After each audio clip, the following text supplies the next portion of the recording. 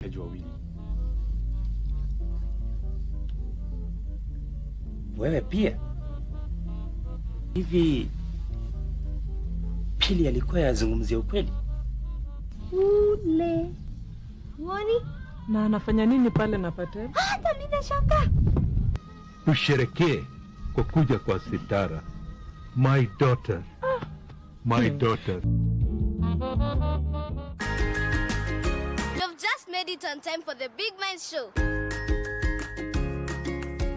The way I balance school and skating is, well, Monday to Friday I go to school, and Saturday to Sunday I go to skating. My other talent is dancing, modeling. I also play ice hockey and roller hockey. And today we are reading the book Senzo and the Sun. Snakes let slow on a sunny sun. And today I'm going to show you how to make stuffed tozia. Uwe nayo kila hali, nipo wende masomoni. Mwanafunzi wa shuleni, onyesha adabu yako.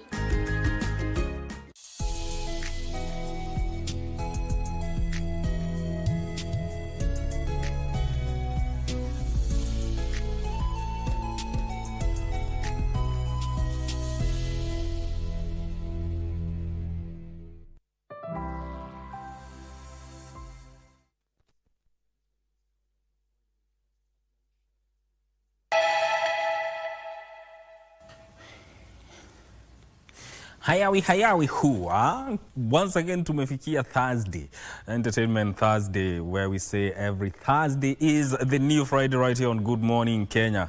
Unajua sasa mpango leo ni entertainment, starting your morning in a way that is well, in an easy manner. As you ease into the day, at least you'll be elevated, your feel good will be elevated right here on Good Morning Kenya Entertainment Thursday. My name is Mike Migwe, being the 21st of May 2026. Unatutizama ukiwa pande gani ya nchi? A lot has been prepared for you just to make sure that your Thursday is as easy as it can get. That whole team is in the building. Eve. Good morning. Wewe ni wa Arsenal ama ni wa Man U? Mimi ni wa timu inashinda. So leo tunaenda na Arsenal. Hapa loyalty ni ya wenye wanashinda. Acha nisikie DJ Unique. Timu ni moja na ni gani? Timu ni Jamo. Na ni gani? The Red Devils. Hizi zingine sijui. Hizi ni kazi na tunatuescort tu. Uko sure si ati unasikia vibaya juu Arsenal walishinda? Tuko namba 3 bwana. Watu wako na mauchungu huko nje. Timu ni moja. Timu ni Manchester United. Hizo zingine zinajaribu. Wow. Hizo zingine ni kujaribu tu. Wow. Hiyo story hata tuachie tu hapa by the way. Ati the great Manchester United. The great Manchester United. You know, sometimes, you know what gives me, sometimes naangalia kama fans of ball venye uanga wana argue. Sijui timu yetu iko hivi, yenu iko hivi, sijui tumenunua nani. Like, the emotions are way high, and I think that's why football is loved. Yeah, we love it. That's why football is loved. And speaking of that aspect of loving football, what we love doing here every Thursday morning is to make sure that your morning is as exciting as it gets. Eve. Yes. Ni nini umetuandalia leo? Leo nimewaandalia a lot of good things. We have 2 authors coming through today, and we also have Miss Earth coming through today, just to teach you how to be environmentally friendly when it comes to your clothing. Yeah. Very important. DJ, yes. Anything new? Muziki mpya always. Kama hujaisikia hapa? Bado iko studio. But today, there's I introduced this month that I'll be supporting like a new artist. Today I have 3 artists that I'm going to support today. Yes. Who have released songs. The first one is Ruth Mijere, akona song inaitwa ni Kujue. Alafu Silas Mwenda. He has a new song also inaitwa Subiri. Alafu Nida Music, also he has a new song inaitwa Shuka. Yes. Then the Uko Fulani. You remember Uko Fulani? They have a new song. Uko Fulani Daniel Lapna Miza. No, you sasa. They have a new song called Ramani. So I'll be sampling them. So I have great music lined up for you. So keep it locked. That is very important. Yeah. Give us one. Yeah. Hebu tupeleke na news kabla turudi sasa. Hao watu Wako Fulani, how old are they now? Nilosikia nikiwa class 2. but their songs are good. Kwanza hiyo uko fulani they're dope. It's timeless. Actually, you need to listen to the new one. Wamerudi 2 decades later kama Arsenal. Sawa Dao. And my name is Giverson Maina, and now let's dive into the world of news for a moment. Now, a section of civil society organizations has raised concerns on the increased cases of femicide and violence against women and girls in the country, calling on immediate government intervention. The lobby group, led by the Federation of Women Lawyers, FIDA, are now demanding that the government declare the gender-based violence, including femicide, a national disaster. They further called on the government to provide a status report on the implementation of the recommendations proposed by the Presidential Task Force led by Dr. Nancy Baraza, especially those focused on ending GBV and femicide. They also urged President William Ruto to establish and operationalize a GBV fund to support survivors.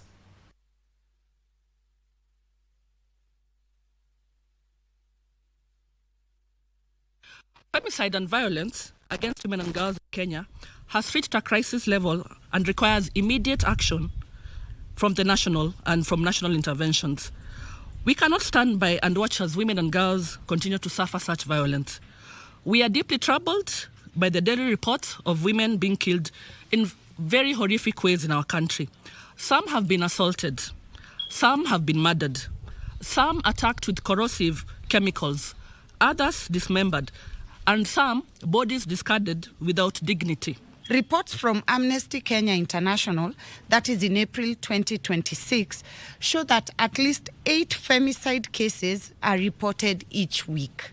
This means that about 1 woman or girl is killed every day. The Constitution of Kenya 2010 guarantees the right to life, equality, freedom from the discrimination, dignity, personal security, and access to justice. Even though there are strong laws like the Sexual Offences Act of 2006, the Protection Against Domestic Violence Act of 2015, these laws are not being enforced well. Our demands for the next 40 days: 1, declare gender-based violence, including femicide, a national crisis. In this, we call on President to declare GBV, including femicide, a national crisis and give it an urgent attention it deserves. Kenya and Kazakhstan have signed 8 bilateral agreements aimed at deepening diplomatic and economic cooperation between the two nations. The deals were signed during President William Ruto's state visit to Kazakhstan Wednesday, where he held talks with his host President Kassym-Jomart Tokayev at the Palace of Independence in Astana. President William Ruto, who has been on official state visits in the wider Eurasia region, on Wednesday visited Kazakhstan. During his tour of the Central Asian nation, President Ruto and his host, President Kassym-Jomart Tokayev, termed partnerships between the two nations as mutually beneficial. Kenya as Kazakhstan's gateway to East and Central Africa, while Kazakhstan opens way for Kenya to Central Asia and the wider Eurasian region. And has invited Kazakhstan to establish Nairobi as a strategic base for its operations on the continent while utilizing the ports of Mombasa and Lamu. We also discussed the issue of delivering Kenyan products to Eurasian countries via Kazakhstan. The two leaders witnessed the signing of bilateral deals in ICT and e-government services, agriculture, transport and infrastructure, finance, tourism, climate action, mining, and exploration and space technology. We agreed to continue advocating for climate justice, fair access to climate financing, and reforms to the international financial architecture so that developing countries like Kenya can access financing on fair. During the visit, President Ruto was awarded Kazakhstan's prestigious Order of Dostik, meaning Friendship First Degree, in recognition of his efforts to strengthen relations between the two countries. Later, President Ruto toured the Kazakhstan Space Center, the Alem AI Center, and attended a business forum at the Astana International Financial Center. Beyond maritime routes, we should bridge distances through aviation. Kazakhstan's open skies policy creates excellent incentives for global careers. When you mentioned to me earlier that you buy most of your flowers from Amsterdam in Netherlands, I told you those flowers actually come from Kenya. And we see a bigger opportunity by establishing direct connectivity between Astana and Nairobi. Kenya and Kazakhstan have had diplomatic economic relations dating back to 1993. In his Eurasian tour, President Ruto also visited Azerbaijan. Now, following the one-week suspension of the public service vehicle strike over fuel price increase, the Nairobi Central Business District is back in its usual buzz. Now, the temporary truce between government and the public transport sector players has relieved Kenyan business owners, drivers and commuters alike, despite the adjustments made to cope with the reality. Nairobi Central Business District. For 2 days, these public vehicle termini were deserted, leaving commuters stranded. On Wednesday, the engines are fired up and public service vehicles are once again filled with passengers. Public transport operators aim to recover losses incurred. Before mafuta ipande, sikuwa nakosa 1,500, 1,000. Sai ni bahati tu nikipata 200 na shukuru. Hizo siku mbili ambazo zimepita, imagine hata kukula imekuwa ni shida, because nikikuja kazi ndio napata riski, lakini sipokuja basi inakuwa shida. A section of operators have hiked fares by at least 50 shillings, while the others are bearing the cost of the fuel price hike. Abiria wako lakini bado wanalia tu, wengine watembea mguu, wale watu tunabeba wachache ndio tunabeba.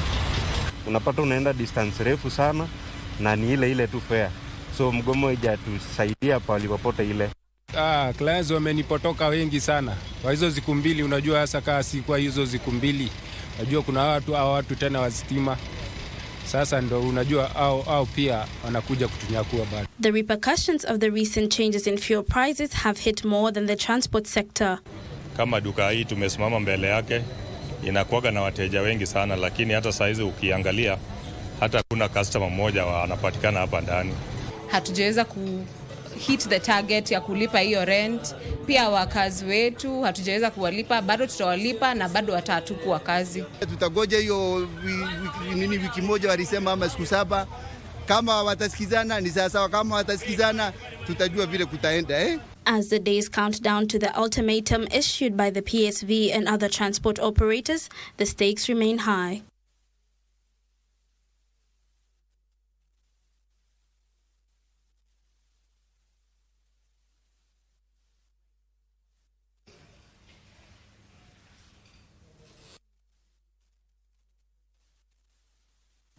Now, 8 more suspected Ebola deaths have been reported in the last 24 hours, increasing the fatalities to 139.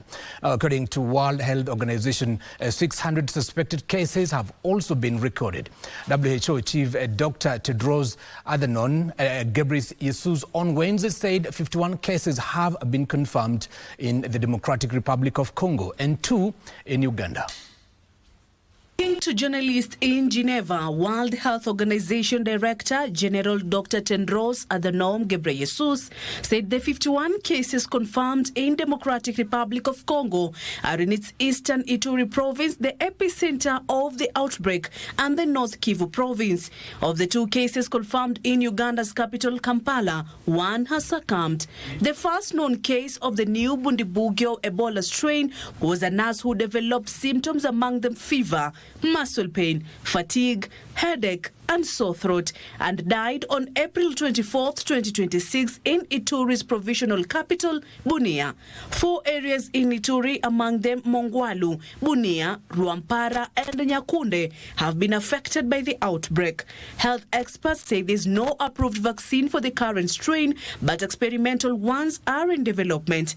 Kenya has heightened surveillance and screening at Busia one-stop border post and deployed a team of medics to screen travelers from the Great Lakes region. Now, newly sworn-in National Cohesion and Integration Commission Chairperson Bishop Dr. Kefa Nyamweya Omoy has pledged to serve Kenyans with integrity, courage and impartiality as the country navigates a heightened political period. Now, Bishop Dr. Omoy spoke Tuesday when he and 6 members of the commission took oath of office, noted that Kenya still bears scars of ethnic and political division, and that national cohesion should be the norm and not guided by political seasons. At the Supreme Court, the new chair at the helm of the National Cohesion and Integration Commission took oath of office alongside 7 commissioners. I, Kefa. One after the other, the commissioners pledged to serve without fear, favour or prejudice. In his maiden speech, Chairperson Dr. Kefa Omoy acknowledged the heightened political period, saying that now more than ever, national cohesion is critical. When a citizen is attacked because of perceived political association, when a political leader is assaulted by organized groups, when communities are profiled, when public speech becomes reckless, these are not isolated matters. These are early warning signs that must be confronted. Bishop Dr. Omoy further calling on Parliament to fast-track the enactment of the NIC Act in a bid to strengthen the Commission's mandate. We will do our best to unite the country at the national, county and grassroots levels for sustainable peace. Chief Justice Martha Koome urged the Commission to hit the ground running and address rising political tensions and concerns over ethnic division ahead of the 2027 general elections. Our diversity must never again become a source of violence. Our diversity should never become a source of exclusion or a source of division. To my fellow leaders, let us speak not to inflame, but to inspire. To our youth, let your energy be the engine of peace, not the weapon of division. The other commissioners are Josephine Kirion, Joseph Nguyo, Jackson Swadi, Samuel Moshiro, Irene Chipisho, Hassan Bilo and Jerusalem Wadhime. The Kenya Law Reforms Commission also had its new commissioners, Mutula Kilonze Jr. and Annette Wangia, take oath of office at the same venue. Climate control of excesses of we the political folk, climate control and constitutional protection, so that where there are any violations, we say it as it is. Both NCIC and KLRC commissioners will serve for 6 years. Now, hospitals will be required to calibrate their measuring equipment as the Kenya Bureau of Standards steps up its surveillance on medical gear. Now, Kenya Bureau of Standards Managing Director Esther Ngari says rising cases of misdiagnosis can be partly attributed to faulty equipment, hence plans for mandatory calibration.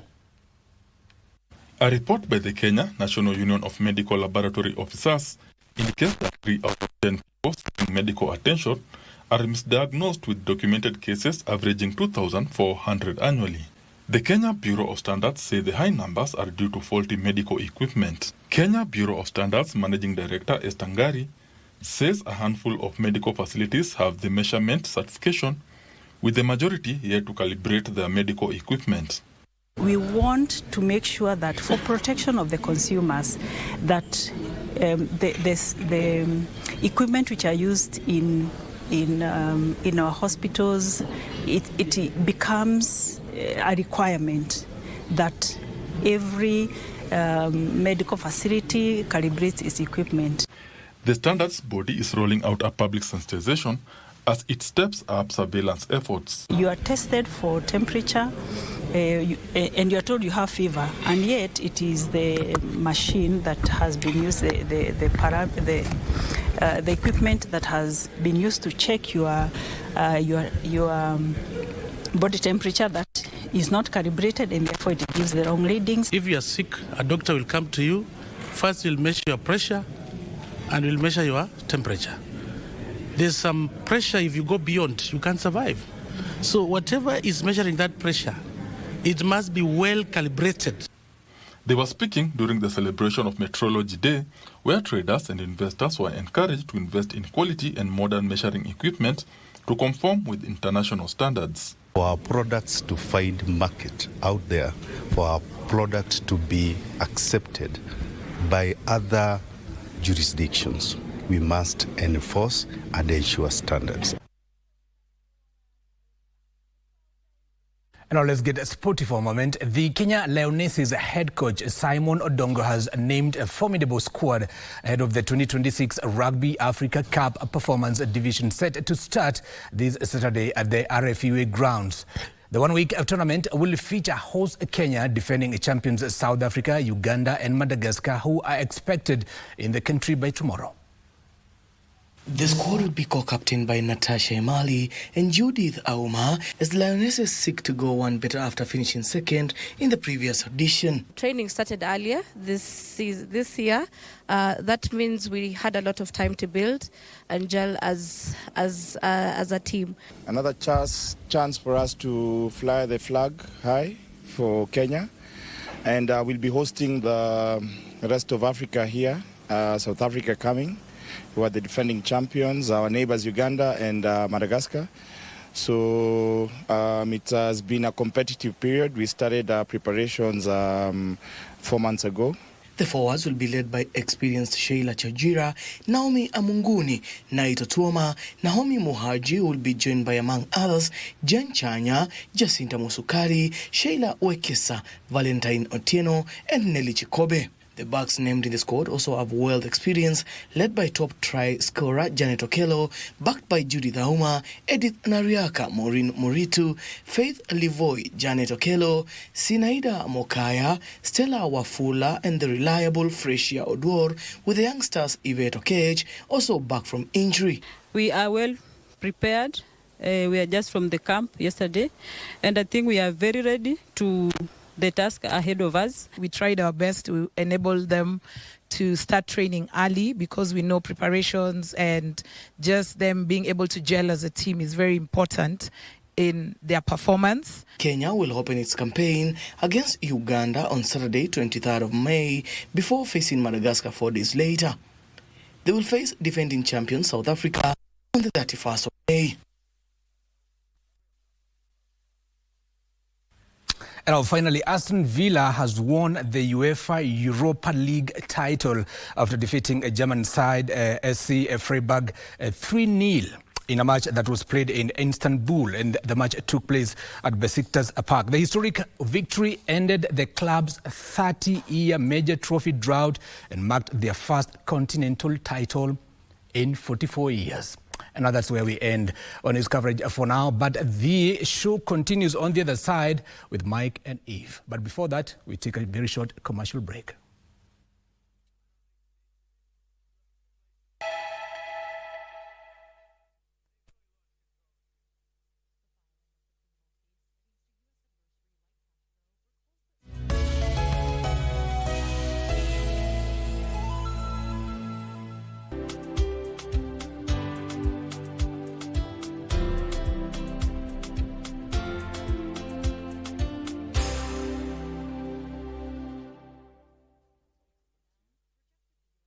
Welcome back to Semana Spokes from Nagava. Semana Spokes is the platform where Wananchi engage, query the government, and the government responds. It's your time to be informed. Don't miss Bonga Nagava every Thursday at 8 p.m. only on KBC Channel 1.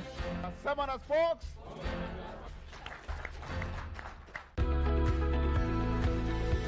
Kila mwisho wa juma kwenye runinga yako ya KBC Channel 1. Tunakuletea Mkulima. Ni kipindi cha kila mtu. Iwe wewe ni mkulima mdogo, mkulima mkubwa, muuzaji au mnunuzi, au yeyote anayenuia kuanzisha kilimo ama ufugaji. Tazama Mkulima kila Jumamosi saa 10:30, ambapo kilimo na fursa zinapatikana.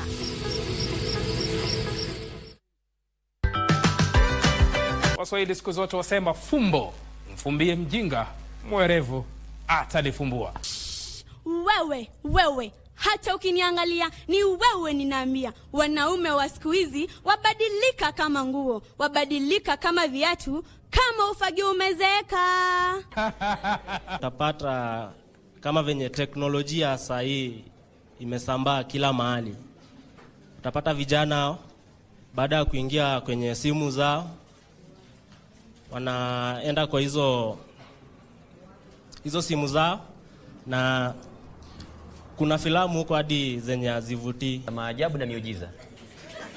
Funika kombe, mwana apotee. Mwana apotee. Tazamaji, funika kombe, mwana haramu apite. Nina ngozi, mayai yana nini? Kikwada ama ugwada.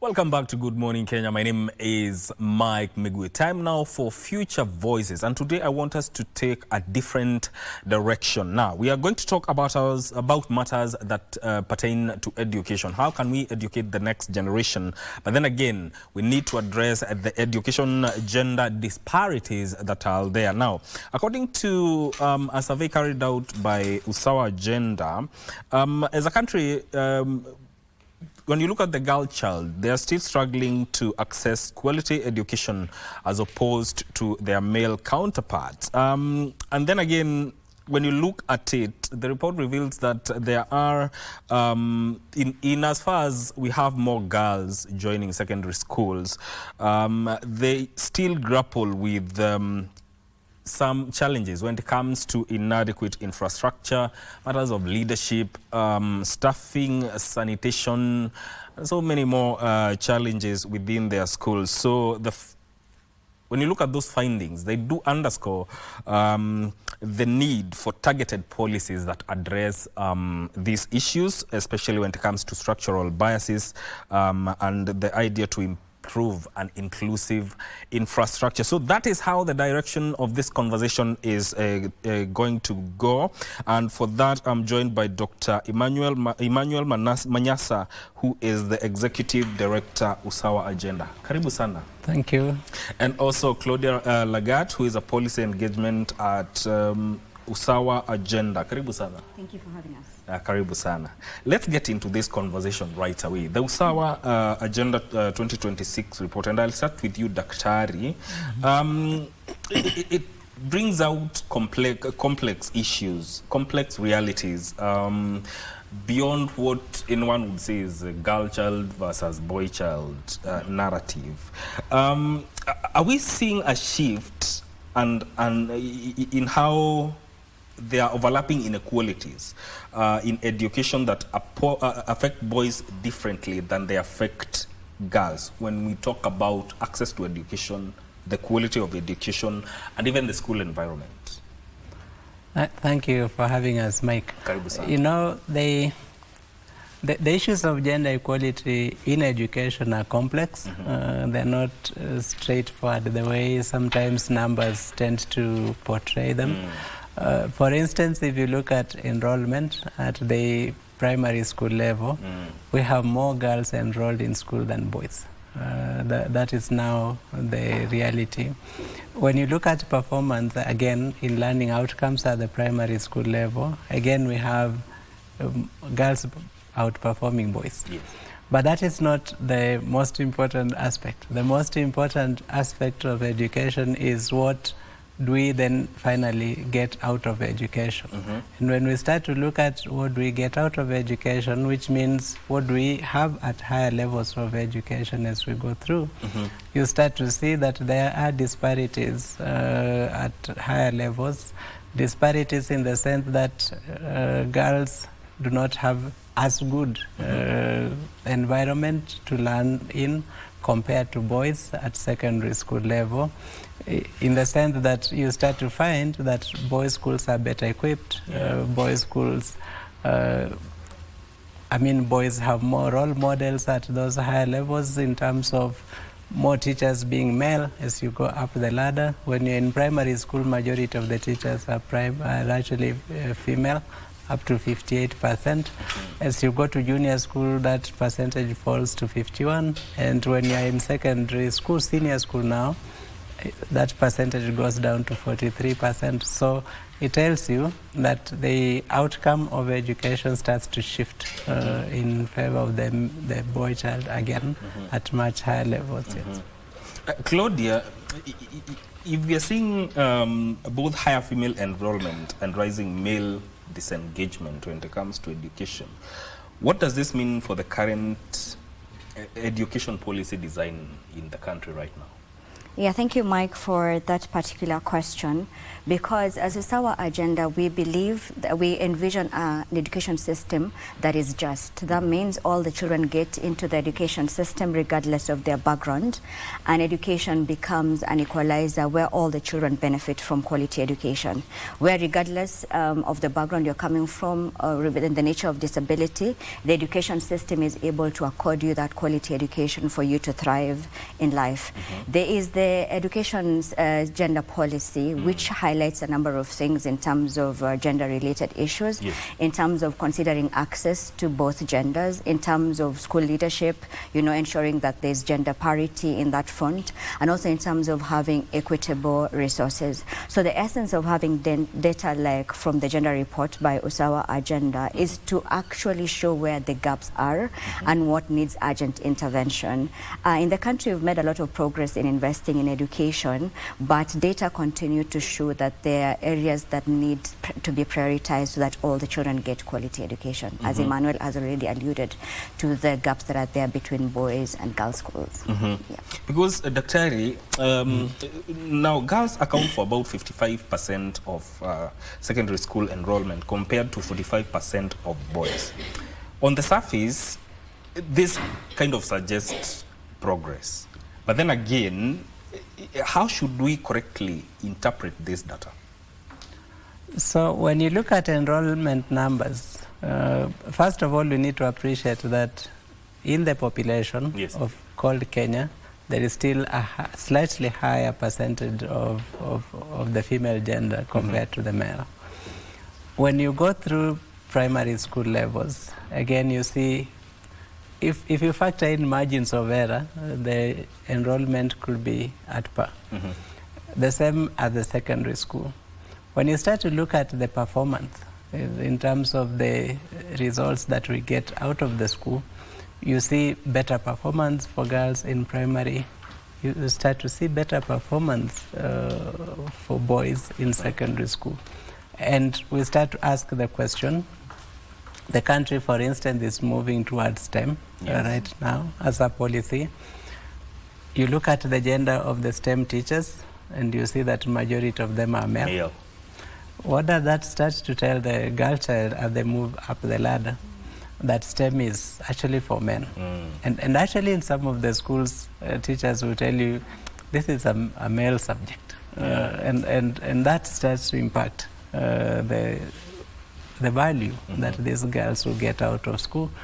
When you look at, for instance, the number of subjects taught in boys' schools, the number of subjects taught and examined in boys' schools on average is higher than the number of subjects taught in girls' schools. What does that mean? That the boys have more career pathways open to them by the time they finish school, because they have areas from which the equipping of laboratories, for example, in the schools, again you start to see that boys' schools have more science laboratories than girls' schools. And all these are things that start to change the trajectory of what one can get out of school. And those are the things that we as Usawa Agenda advocate for, to say, if you go to school as a child, by the time you leave school, will you be able to achieve your full potential? And achieving your full potential is very heavily dependent on the school environment, what you find in that school, and how that school is able to actually nurture you. If that school is not capable of nurturing you fully, you will not achieve your full potential.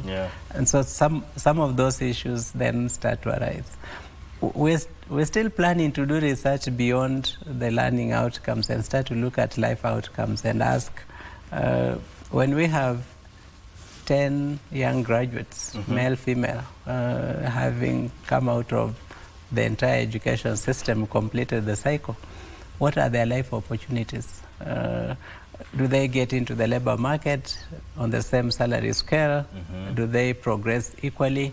Because the same question that arises when you look at school headship, and the majority are men, even at primary school level where majority of the teachers are female, and you pose the question, why is this the case? They tell you, there are challenges with women's progression. And that is an important question to start to ask. Why are there challenges for women to progress through their careers when they entered at the same level of qualification as their male counterparts? And that is a very important question, because when you look at it, Claudia, the enrollment of girls being more than that of boys in secondary school may seem as if gender parity has been achieved. But then again, the question is, are we risking deeper inequalities in the quality and outcome of education? Yeah, Mike, that is a good question, and I would relate it to learning outcomes, where you find now majority of learners in grade 4, especially boys, are not getting the necessary competencies at that level based on grade 3 assessment. And again, you find that boys again in grade 6 are completing that level without acquiring the necessary competencies. That means there's a systemic issue in terms of foundational learning, where these children, as they are moving from one grade to another, they're not gaining the necessary competencies for them to be able to progress well in their education. And this is a very big problem, because let's go beyond access. As a country, we've done so well in terms of access, but what happens to these children when they get into the schooling system? Because it's not all about the number of years in the schooling system or a number of years of schooling, but what you're getting out of the education system. I've said this time and time again, that the foundation is critical. How we build the foundation determines how high a building can go, and there's sufficient evidence even globally to say investing in foundational learning has higher returns.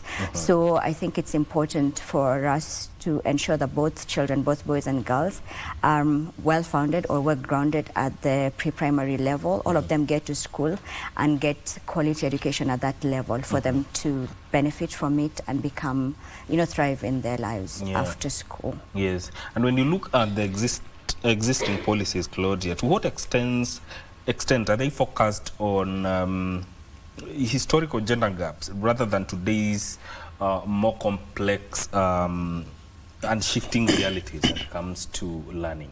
Yeah, I think so, because there has been a lot of emphasis on issues of access, but not on gender transformative education, where all children benefit from the system. So that now you're looking at issues of budgeting, where the gender lens is limited in terms of reference. So that now when they're budgeting for education system, they're not considering either boys, what are the needs of the boys and what are the needs of the girls, and also in terms of infrastructure. Are both schools equipped to be able to benefit both genders? Yeah. And Daktari, the findings also show, and you alluded to this, the infrastructure gaps that are there. For instance, The chemistry labs are available in about 61.5% of boys' schools, as compared to 42% of girls' schools. What does this story tell us about an equal learning environment for both genders? Thank you. I'll come to this question, but there are 2 points Claudia has made that I want to just buttress. Yes. One is around foundational learning. In this world of explosion of information, yes, if someone has a strong foundation, they can actually self-educate at higher levels. But we are not giving our children the kind of foundation they need, and I think we need to emphasize that fact, that foundational learning is so critical, and once one has it, the rest of the path can be much easier. People can even self-educate if they have a strong foundation. So that needs to be emphasized. Two, the issue of infrastructure beyond the labs, and I'll come back to the labs. But if you look at, for instance, what is happening with our schools, if you look at our report, you'll see that most public schools provide sanitary towels for girls, for instance. But they're not changing rooms in those schools. That is an infrastructure gap that will still make a girl be absent from school during their periods, even though they are supplied with sanitary towels. And I think that is what Claudia has alluded to, that when we are budgeting for these learners, we are not taking into account the unique needs of the two genders to make sure that each gender is budgeted for and planned for according to their unique needs. We are budgeting for them as children. And saying, how many children do you have? I have this number. It's a one-fits-all approach. Yes, this is the amount per child. The needs of these children differ, and it's important that we look at their unique needs and budget with those unique needs in mind. That will make it easier for both boys and girls to access same quality of education, to be able to benefit equally from education. And even the outcomes would be more or less the same. That eventually what a school report needs to show should be the ability of the child and the effort. Yes. But as we see it now, when we look at examination results, very many other things are reflected in that. The background of the child, the level of teaching that they were exposed to, the facilities that were in the school where they attended, and those things shouldn't be manifest in what someone gets out of school. What one gets out of school should only depend on ability and effort. So that if the two of you have the same ability, the only reason you should get different results is if someone put in more effort than that. But that is not what happens. Because the school environment is also putting an expectation on both that is on the same level. Yes, the school environment is putting expectation that does not factor in the difference that sometimes are very stark. And I think that is a problem. Back to the issue of laboratories, and that relates again to another finding that we got. If you look at our data in the report, you'll see that most boys' schools are much older. They have existed for much longer than the girls' schools. That reflects an historical fact. When education was brought in initially, emphasis was on educating boys, so boys' schools were established. And later on, there was now need to educate girls, and so girls' schools came later. But that is a challenge then to the government and to all the stakeholders to say, how do we make sure that even these schools that started later receive the kind of support so that they have a level of infrastructure that is at par? Because at the end of the day, all these schools are educating Kenyan children, and all these schools need to provide equal opportunity to the children. There should be no difference between the child who goes to one school that has been there for 30 years and another that was established 2-3 years ago. When we establish a school, it should be our responsibility to bring it up to a level that the previously established schools are. So that Again, that will solve the problems we see when placement of learners is happening and parents are fighting for few schools and even willing to give bribes to get their children into those few schools. Yeah. What parents are responding to is the reality that these schools offer different opportunities. They do not offer the same opportunity. So we have responsibility to improve infrastructure, but also responsibility to spread the number of teachers equitably. Yes. Again, if you check in our report, you see that the average number of teachers per examinable subject also differs between schools. And that has implication on learning outcomes. And that has implication on what a child gets out of school. I think those are issues that we need to be addressing. There are so many issues that need to be looked at. And Claudia, when you look at gender disparities in education, they also intersect with matters that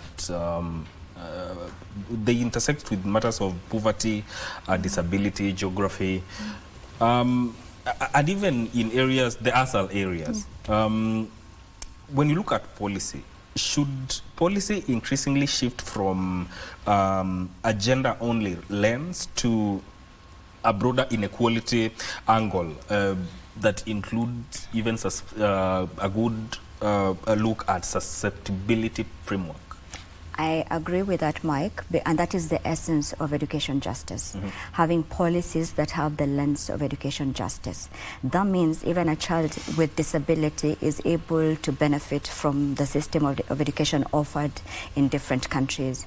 For example, in this gender report that we produced last year, it shows that 19% of children with disability are out of school, and the children with intellectual disability are most likely to be out of school than any other form of disability. That means already it's already predetermined how their future is going to be, because the education system is not tailored to their concerns. When we conducted the foundational literacy and numeracy assessment, and we have a report for that matter, and we interviewed head of institutions, most of them highlighted the challenges that they face in having the children with disability in school, and one of them is infrastructure challenges, again, to cater to the needs of these children. The other component, that issue that they raised, is issue of personnel. The teachers are not equipped well to cater to the needs of these children, and also the materials to cater to the needs of these children. So that already shows a component of inequality in dealing with children living with disability. Our report also continues to show that illiteracy replicates, right? Where you find a child coming from a household where her parent, the head of household, has no formal education, is 10 times more likely to be out of school than a child whose head of household has a degree. So you see the implication of poverty. And think about it this way, Mike. Yes. When this child doesn't go to school, for example, what happens to her life or his life? What happens to, to the society where this child is coming from, the community is coming from? And at the end of the day, what happens to national development? Because as we all know, we are here because we've got an aspect of education. We've gone through an education system. That's why we can engage, we can communicate, we can collaborate. The skills that CBE is actually applying in schools. So you can imagine, if that doesn't happen in the society, there will be segregation in the society, where you have the haves and have-nots. And what does that mean to the economic growth of a country? Because when someone goes through an education system, it's more than just employment, where you're looking forward to just getting through the education system and you get employed, get a job. But it's a place where you gain knowledge. It's a place where you gain skills like collaboration, creative thinking, critical thinking, creativity, and stuff like that, which make you become a better human being in the society and contribute to it. So when this doesn't happen, then we have a society that is not growing, increased level of crimes, and at the end of the day, you find a lot of children even dropping out of school, because if you don't know how to read, for example, one can get discouraged and at the end of the day drop out of school. And if we have dropouts in the country, what does that mean? Because I normally think, let's think of posterity, beyond now. Whatever seeds we are planting now, we're going to reap them in the next 5 years, for example? What kind of people will we have in our society in terms of professions, in terms of people living in our society? And one of the things I'd like to mention in terms of policy, we have the re-entry policy for teenage mothers, right, in the country. There has been improvements from our last gender report to now in terms of the number of children getting pregnant, right? But there are still issues there where our report indicates that an out-of-school girl is over 12 times as likely as her in-school counterpart to fall victim of teenage pregnancy. So you can imagine an out-of-school girl gets pregnant. There's the child. Yes. There's, you know, there's a ripple effect to that. And our report also indicated that 51.2% of these girls get back to school. That means like half. Yes. Just half of the girls go back to school. Yeah. So what happens to the remaining girls who do not go to school, right? Yeah. And then secondly, you find again, there are challenges still facing these children, even if they want to go back to school. There's a component of stigma. Stigma is the biggest challenge facing these girls when they, you know, they're trying or they're going back to school. Yeah. And even we spoke to the management of the head of institutions in terms of the challenges they also face at that level, and one of them is unsupportive parents, and then also the aspect of stigma comes in second. So we need to focus on this to ensure, because we live in a society, what can we all do to ensure that we support each other and these children go through an education system so that they thrive in their lives? Yes. Yeah. All this we are talking about touches on everything to do with educating the current and the next generation that we have right now, and you've highlighted very important issues to that regard. And we're coming back to continue with this conversation after this short break. Stay with us.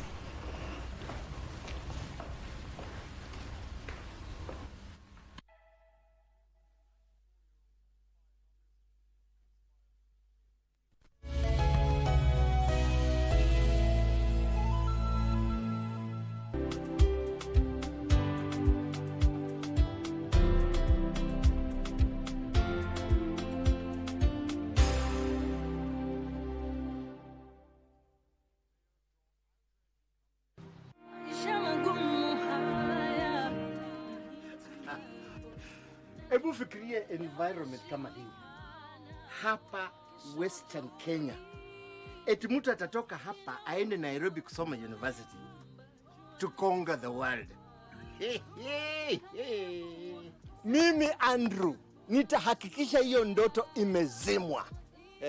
Tazama hayo yote kwa Gundu KBC Tuesday to Thursday 7:30 p.m. Leo sio kesho.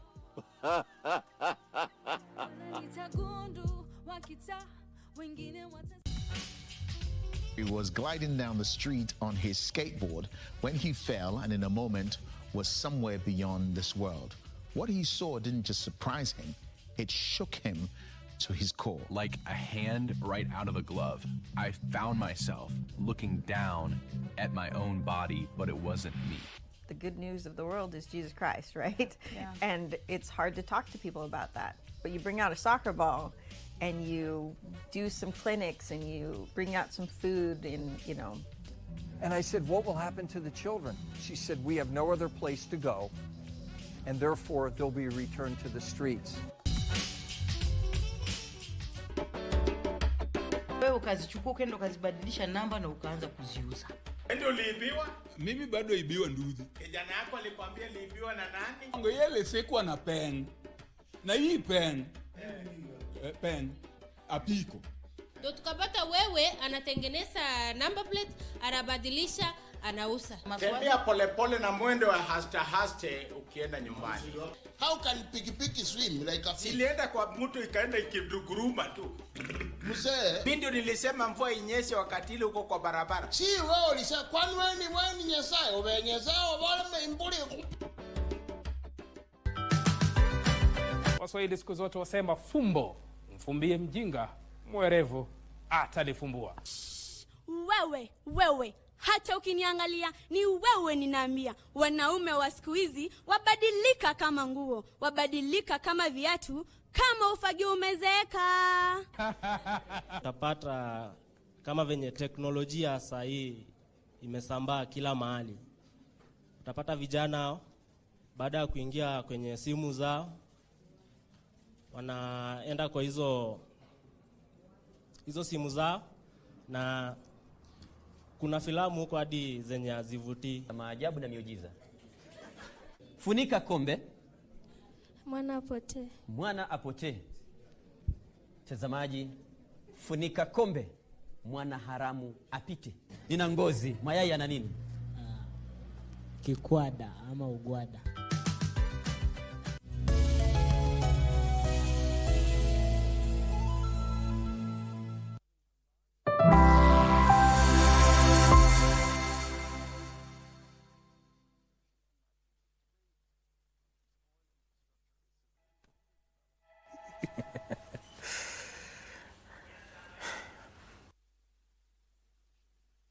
Welcome back to Good Morning Kenya. You're watching Future Voices right here on Entertainment Thursday, and today we are talking matters of education, gender disparities, and we are looking at how we can see those disparities addressed so that we can see an educated next generation.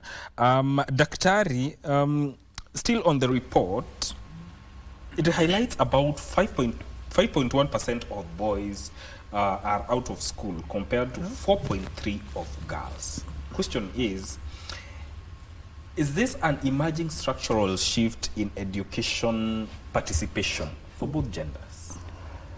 I think it is, and it is a dangerous one.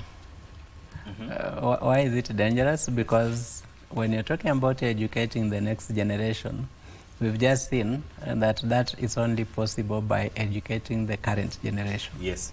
Because households where the heads are not educated, children are not going to school. This increasing number of young men, young boys who are not going to school, are actually future heads of households.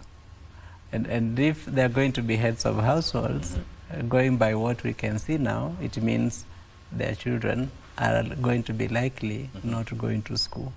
So I think that we need to start to address the issues that are informing all children attending school and benefiting from school. Several things are responsible for maybe boys not going to school. One of those things is societal expectation on boys to be providers. Yeah. If you walk around the country, we have a number of child-headed households for some reason. Either parents are deceased, or we have situations where you have parents but they've become alcoholics, households have disintegrated, and so children are taking responsibility for other children. Those households are generally boy-headed, and this becomes a reason for boys to be out of school. We started to see this trend in 2020 post-COVID. Now, part of the explanation may be that a lot of young boys got into some income generation during the extended closure of schools. And then they didn't see the reason to go back to school. And they become an inspiration to other boys in their neighborhoods not to go to school, because they think they're making money. When you're very young, getting 100 shillings in a day is a lot of money. You don't realize that you are actually compromising a future where you'll be able to make 10 times, 100 times that much. Especially if you do not have someone to guide you. Yes, and if you don't have someone to guide you. 3, there is something that is dangerous that has been coming up in the media recently that we need to speak against, which is there are a few people who for some reason got money and they don't have an education, walking around flaunting the money and saying, I didn't go to school but I have money, so I have everything. And that becomes a very negative signal to these young people whose minds are still very impressionable, who may be admiring the kinds of things that these other people are flaunting. And I think going to school is just not useful, because in any case, all I want is money. Sometimes I ask myself, so what do you do with money once you got it? You buy the things made by those who went to school. Yeah. So you slave yourself to get the money to pay those who went to school, basically. Yeah. You steal money from somewhere, you are being chased around, you go pay a lawyer who went to school. Yes. To the lawyer, that is legitimate income. Yes. He doesn't have to run from anybody. Yeah.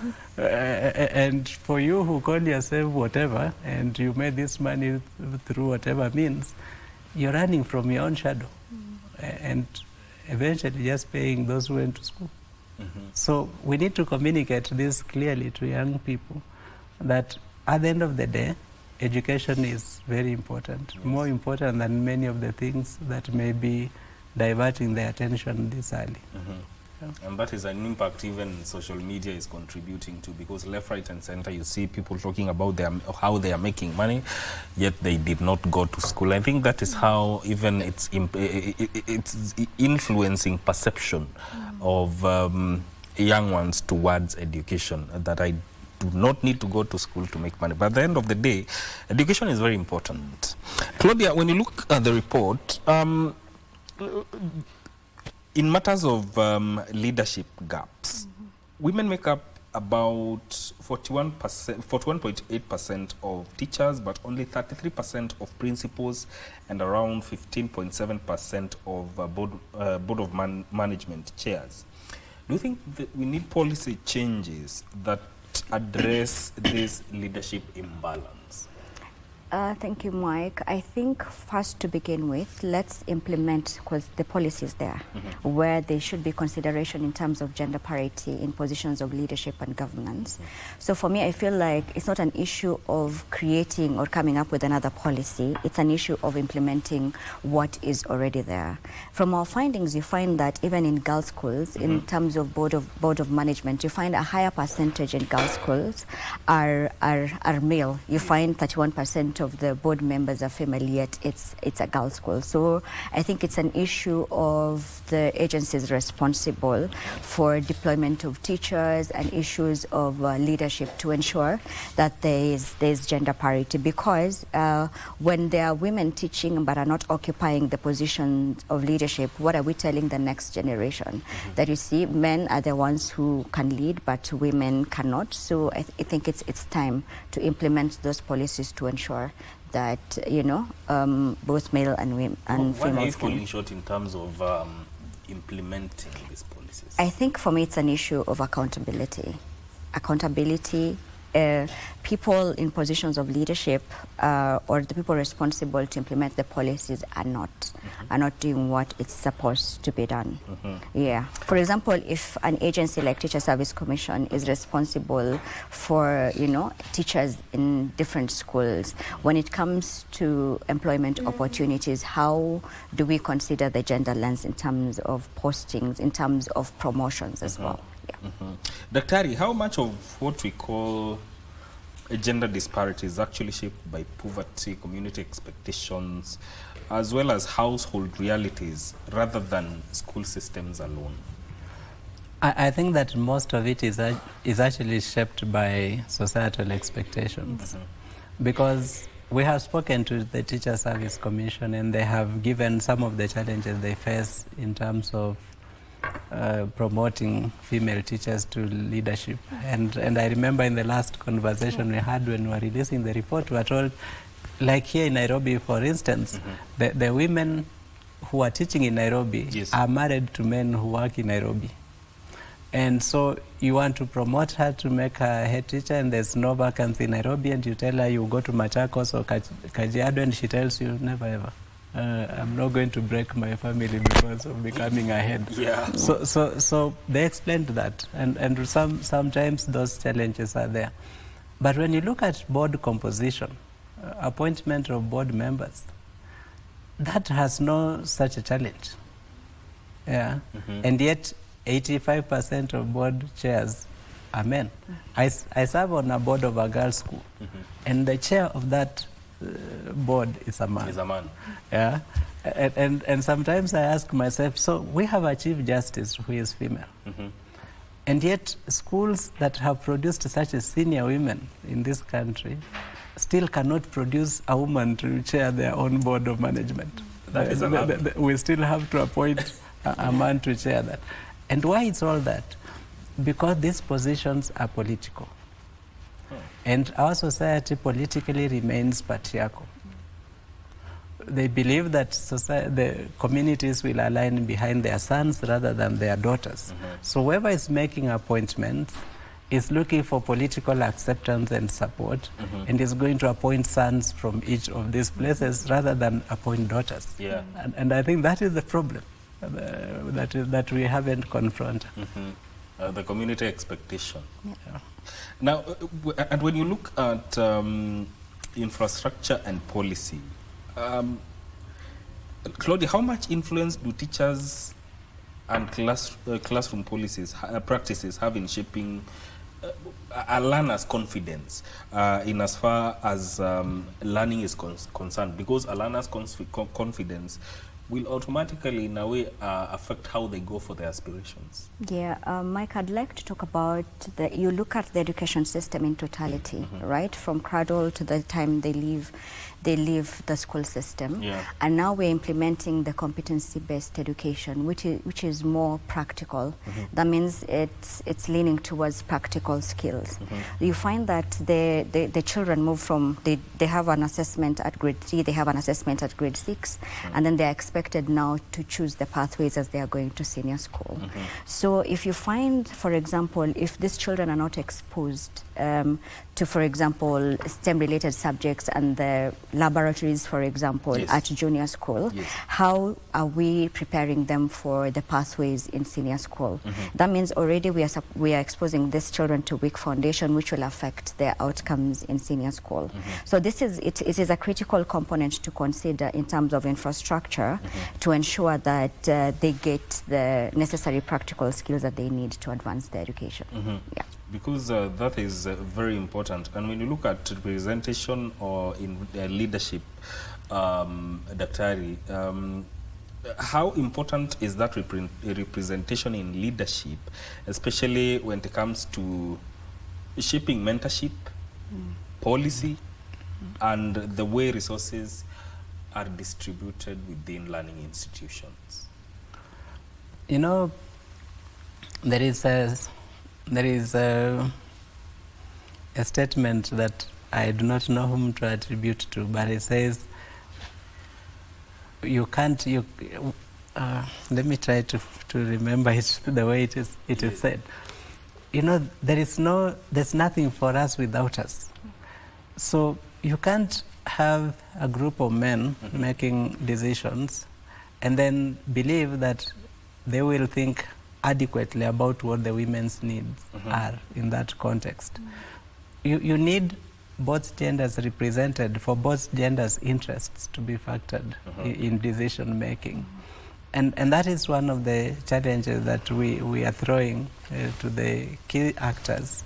And key actors in this case are the Ministry of Education, because it's responsible for appointing board members, and the Teacher Service Commission, which posts teachers, but also sponsors, because sponsors contribute to the establishment of school management boards, to make sure that there is fair representation of both genders. Right now we are working on developing this country as a STEM country.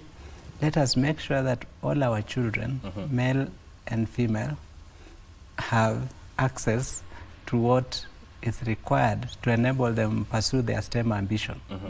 Otherwise, if they don't have that base, then we're going to create STEM graduates in name, but in practice, they will not be STEM graduates. And that is not useful for us as a society. I am a development economist by training, and societies develop based on the competencies of their people, much more than anything else. And because they develop based on the competencies of the people, competency development is itself something that is self-driving. If you take one person to school and they train very well and they come out of that school having trained very well, they will be successful in whichever path they choose. Whether they're going to be employed, they will be entrepreneurs. In everything they choose, they will be successful. that will motivate others to want to be like that person, to go to school and train well and be like that person. If you take someone to school and you do not equip them sufficiently from that school, they come out of school and fail. And they become a disincentive to others because everyone else uses them as an example of how useless schooling is. Those are some of the things we do not pay attention to. When we just push children through the school system, treat the school system as a factory that just produces graduates without paying attention to what substance they have gained from being in school, that becomes an issue. There is an issue Claudia talked about earlier about children with disabilities. Yes. When you look at, for example, all our special secondary schools, they are all national schools. If you compare, and we will be releasing a report on secondary education soon, but if you look at the data and the performance of learners in special schools, it does not in any way compare to the results of other national schools. The gap is so wide. It doesn't mean that the children in these special schools are less able. Yes. It simply means that we have not met their special needs. Because these are children with special needs. We have not met those needs to enable them to excel to their full potential. We are still doing them from a one-fits-all perspective. Yes, we are still budgeting for every child with what we budget, and yet they have special needs, and we haven't met those special needs. So their performance is way below the performance of children in other national schools. If you trace back in the 80s, some of the best performing schools in this country were special schools. So what happened in between? That's a big question. What happened in between? And how much responsibility, Claudia, lies with parents and communities in shaping education outcomes? Are expectations at home still affecting or influencing how boys and girls view education? Yeah, as Emmanuel had already alluded it, there is still a component of the cultural and the social norms in the society, which in some parts of this country you would still find that a particular gender is preferred than others, especially boys are preferred to girls, and priorities are given in terms of education. But I want to say that communities and parents are critical stakeholders in the education ecosystem because the children spend time at home with their parents, and you can already tell where the head of the household has a degree. You know, the children, there are less children who are out of school compared to the ones without formal education. So the community and the parents are the ones who have the power to actually make the school system accountable, demand for quality education at their level. If what the gap that is there with the community is them being engaged, them being empowered to know their rights in terms of pushing for quality education. So ensuring that they have the right information, they have the right evidence to push for changes in their areas, being able to hold their policymakers, their politicians accountable, having a scorecard, for example, in their counties and sub-counties, saying if an MCA has not, performed in terms of improving learning outcomes, you're not going back for the second term, stuff like that. And then again, creating an environment at home to ensure that these children get the necessary competencies. It can be a simple thing, but for example, ensuring that there's a storybook at home, ensuring that when this child comes home from school, there's sufficient time for them to read. It can be even engaging with the teachers, especially now with the competency-based education. The parent has a critical role in terms of collaborating with the teachers to ensure that they understand actually the challenges that the child is facing, and the teacher is able to support the child. So it's the community and the parents are critical components in the education ecosystem. And Daktari, for learners who are able differently, does gender create an additional layer of disadvantage within the education system? Thank you. I'll come to that, but let me add something to what Claudia just said about the communities. There is something that we as Usawa Agenda are trying really hard to convince Kenyans about. That children don't belong to parents. Children belong to the country. I've spoken to school heads and told them, some of you are always very eager to expel children from school. But when you expel them from school, where are you expelling them to? To society. Yes. So when they become rogues, whose problem will they be? Some of the parents you think will be bothered will actually die and leave you in the village with those fellows. So whose problem will they be? Will they be problems of their dead parents or problems to you who will be alive with them? So society needs to take that responsibility and understand that it is our duty, all of us, to make sure that every child gets a very good education, not because when they get a good education they will benefit themselves, really. Of course they will benefit themselves, but they will make their best contribution to our society. People fall sick here and they board planes to go to India. What are they going to look for? Competent doctors. Wouldn't it be good for us if we had all those here? So you don't have to start worrying about the air ticket and upkeep while you are there. You just think about the medical bill only. When children go to school, they benefit society.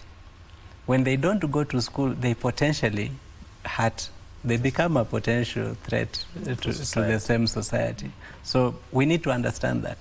Of course, parents have the primary role, but where a parent is unable or a parent has himself or herself lost the way, and there are many parents who have lost the way, we shouldn't sit there and watch as children miss their opportunities because of the failures of their parents.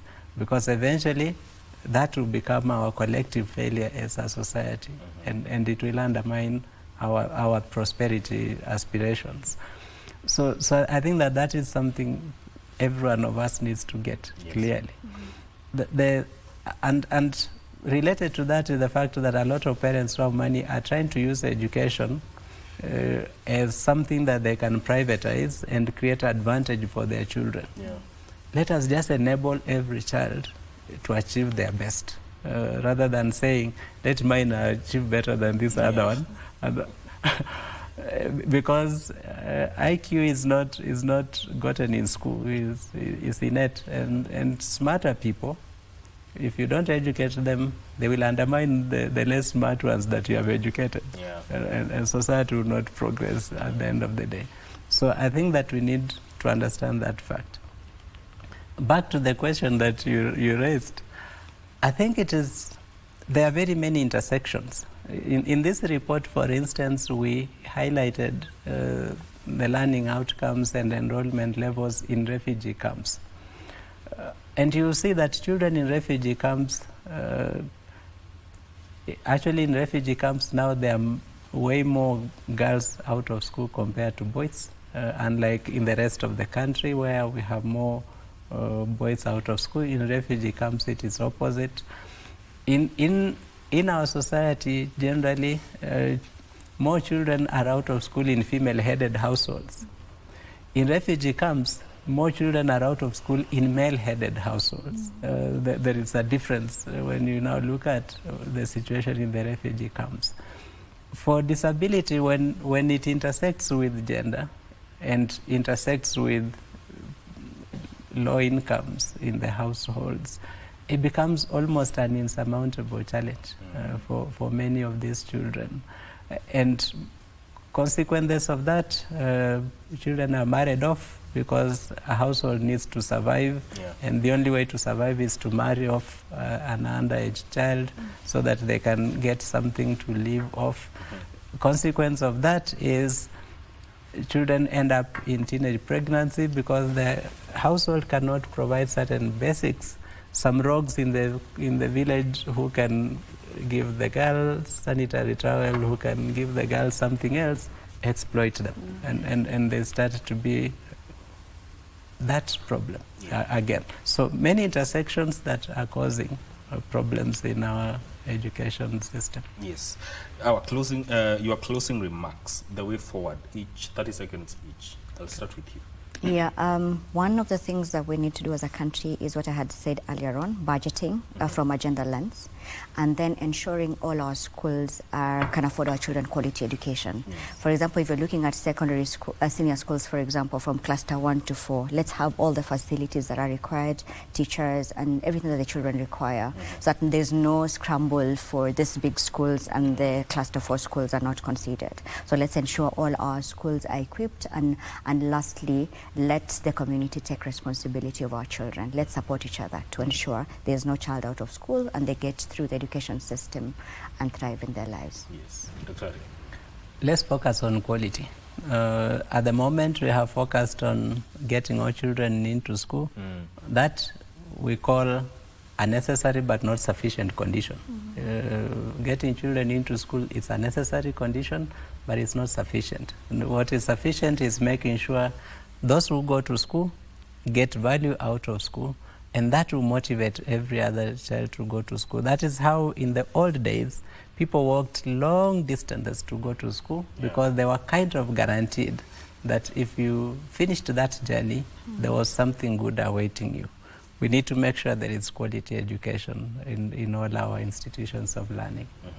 Asanteni sana for making time. Thank you. And that is Dr. Emmanuel Manyasa, who is the Executive Director, Usawa Agenda, and also Claudia Lagat, Policy Engagement from Usawa Agenda, speaking to us on matters that pertain to education, gender disparities, and how we can enhance education so that the current and the next generation get quality education. This conversation ends now. My name is Mike Megwe. Thank you for tuning in.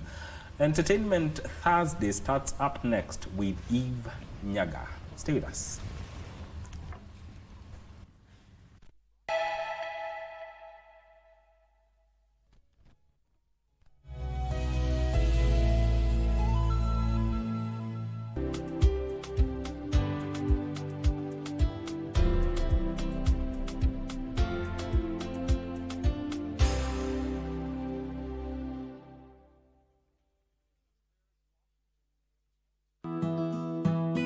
Wiki hii kwenye Mkulima tunaangazia upanzi wa parachichi na makadamia. Lakini huwezi kusema ati utategemea hii peke yake, kwa sababu sasa matunda ni kidogo. Lakini kama uko na ekaleji kubwa, makadamia inaweza kusaidia, kwa sababu pesa iko. Ungana nasi Jumamosi saa 10:30 hapa KBC Channel 1 kwa mseto kamili wa kilimo. You've just made it on time for the Big Minds Show. The way I balance school and skating is, well, Monday to Friday I go to school, and Saturday to Sunday I go to talent, dancing, modeling. I also play. And today we are reading the book and the sun. Snakes let slow on a sunny sun. And today I'm going to show you how to make stuffed tortilla. Uwe nayo kila hali, nipo wende masomoni, mwanafunzi wa shuleni, onyesha adabu yako. Sio ngono kuja kuchukua, sio tabu hivyo. Na shapasi. Ukimaliza nitapitia hapa, nkienda steni nitakuregeshea.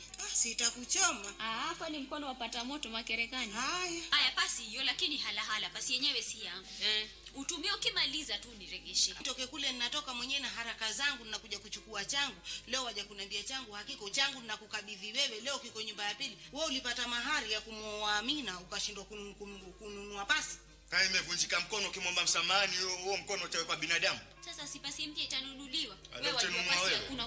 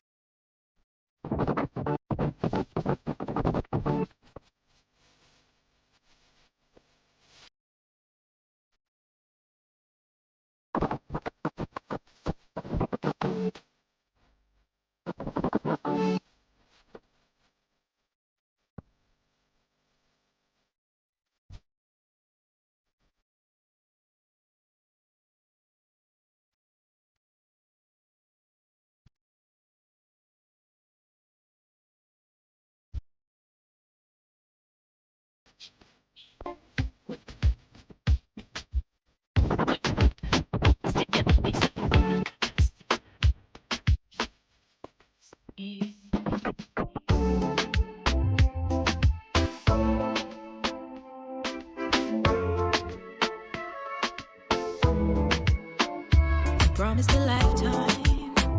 We promised to get away. We promised to dream. We promised to find a way. Where is it now? I gave you everything. Trying to lie. I guess you got everything. I was happy in my mama's house. I thought I wasn't, and I wonder how. I didn't wanna come out. Said you got a way out. Said you're gonna figure it out. I'm alone now. Somebody take me back to the innocence. I'm tired of this. These streets of Nairobi, streets of Nairobi. Why did nobody want me? Somebody take me back to the innocence. I'm tired of this. These streets of Nairobi, streets of Nairobi. Why did nobody want me?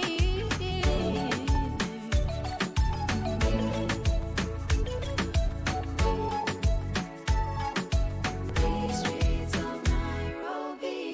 Oh, oh, here we go again with a story. Oh, didn't know I really meant it. No, let's try it again. Come with me, now see we fix it for the night. Niku, onyeshe kitu nice, ukona figure fine.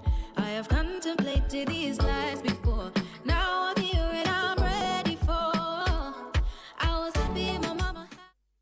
Good morning once again, my entertainment, but of course, as we entertain you, we also educate you. And this morning, I have the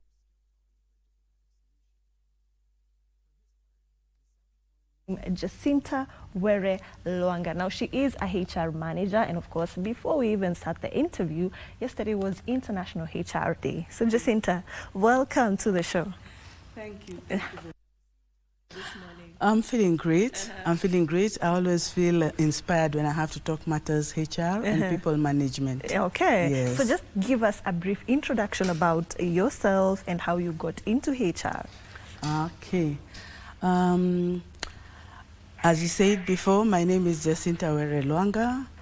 I've been a HR practitioner for over 23 years. 23 years? Yes, starting off as a HR officer, HR administration and training manager, group human resources manager, and lastly, head of human resources at Consolidated Bank. Okay. Where I left in 2024 to just pursue other interests in consultancy, because I felt that there's much more I can give to HR. Yes. Yeah, so I'm a HR and leadership consultant as we speak. Okay. Yes. So as a young girl, was HR something that you saw yourself being in for over 20 years? Not really. I just was more into communications, surprisingly. Oh. Yes. And so because of that, I even studied literature, English language up to university. And I thought I'd go into the communications world. Okay. But as life has it, sometimes you are taken in a direction you didn't expect. So I found myself in the computer world. And later on, I landed into communications in a way where I worked with Lutheran World Relief for 8 years as a communications officer. I enjoyed the job, but at one point I felt another calling. And I remember people kept telling me, you're a people person, you're a people person, you're a people person. So I felt that I need to have a change of career. And I went and studied HR at the Institute of Human Resources Management. Those days it was called Institute of Personnel Management, and moved into HR, where I started working with CMC Holdings Group. Yeah, I worked there for 10 years, and I loved HR, yes. So that's when I discovered this is what I like doing, because I love dealing with people, yes. Dealing with people is a lot. It's a lot, because people have very different personalities. Yes. Yes, how do you navigate that? Dealing with people, I always tell people, and I would always tell the staff that I work with in the HR departments, HR is a calling. HR is a calling because you have to be very emotionally intelligent. You have to be also very humane. But again, you also have to be firm. You have to love it. Because if you don't love people and don't love dealing with people, you cannot do HR. It will be a very stressful job, and you'll actually not like your job. Yeah, so you need to, what I'd say is that HR develops you. In fact, HR matures you. as a person, because you are put into those challenges where you have to deal with people of all kinds, all kinds of backgrounds, all kinds of characters, all kinds of upbringings, and all kinds of skills and everything. So you have to navigate and manage. You have to do a lot of training, learning, and that goes a lot during the job. And the experience, you see what other people did, and also training is important in HR, not just the initial training. You keep updating yourself with skills, and know what is happening, the current trends. And you also have to be in touch with the HR institutions, like the Institute of Human Resource Management, where you do a lot of sharing. Yes, but I'd say HR is one of those jobs you learn more through experience. After your first diploma or degree, you learn more through experience. Yeah, the more you work, the more you know experience you the get. More, but you have to love it. Yes, that's one thing I'll say for sure. So in your opinion, and in your many years of being a HR manager, what makes a good HR manager? A good HR manager has to be fair. Fairness is very important when you're dealing with people, wherever you are. Because if you are not fair, people start feeling discriminated upon, and that affects the way they operate and their morale. So you have to be very fair in all and apply things consistently. You have to be firm, because of course, as a HR, you're like the code of conduct. You're the role model in the organization, and you have to make sure that people live according to the policies and procedures, so that they don't go out of control or out of way. So you have to be firm, and you have to make sure they also deliver, because they are there to work. You also have to be humane. There's the human aspect. You know, sometimes you can be a leader without the human touch, and you become unapproachable. People cannot even come to you when they have their personal problems or other problems. They may even be having problems within the organization with their supervisors, but if you're not approachable, they will not come to you. And you will not know that things are going wrong down there. You also have to be in touch with the people. You have to be listen to the ground, as they say nowadays. You have to know what is going on, what does this call for, move out of your desk sometimes, walk around, interact, have sessions with them, have formal sessions and informal sessions where you get to know them, be part of them, interact in their activities, but always with a boundary. Because there comes that time in HR where I would have to, for example, discipline you. And you're my very close friend. That's why you have to be very careful with the boundaries, because you still need to practice fairness. Let's say my good friend in the organization does something very wrong. I have to practice fairness. Okay, so like you said, one of the challenge of being a HR manager is dealing with different personalities, dealing with people's different problems. But I would also like to know, what are some of the good moments you've had as a HR manager? What kept you going over the years? What kept me going over the years? There are two things. You know, as a HR, you're an advocate of the people, and you're also an advocate of the organization. So you have to balance the needs. What do the people need? What does the organization need? What are the objectives of the organizations? So what kept me going or fulfilled me is when I'd see staff growing, staff engaged in their work, and staff happy as they do their work. You watch a staff come in and grow and grow and grow, and that makes you happy. But at the same time, is the growth in tandem with the organizational growth. So you also have to look at that side. And when I'd see that happening, that would give me a lot of pleasure. I'd also like when I'd see the staff satisfaction surveys and engagement surveys, and I'd feel like, oh, they're happy with HR. That would make me happy, because I'd feel like, okay, we are doing a good job. But you always have to be manage the two forces.